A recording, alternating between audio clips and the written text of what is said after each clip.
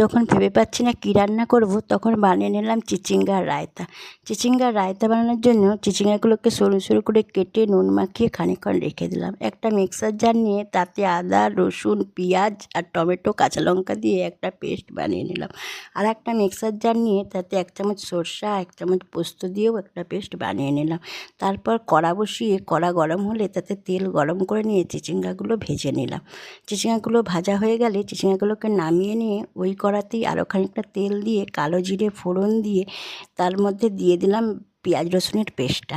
পেঁয়াজ রসুনের পেস্টটার মধ্যে একটু হলুদ গুঁড়ো, একটু নুন আর একটু চিনি দিয়ে দিলাম। দিয়ে কষে যখন তেল ছাড়তে শুরু করলো, তার মধ্যে দিয়ে দিলাম চিচিঙ্গাটা। চিচিঙ্গা দিয়ে খানিকক্ষণ নাড়াচাড়া করার পর তার মধ্যে সর্ষে পোস্তর পেস্টটা যে বানিয়ে রেখেছিলাম সেটা দিয়ে দিলাম। মিক্সার জার ধুয়ে খানিকটা জলও দিয়ে দিলাম। তারপরে জল শুকিয়ে এলেই তৈরি হয়ে এলো আমার চিচিঙ্গা রায়তা। যদি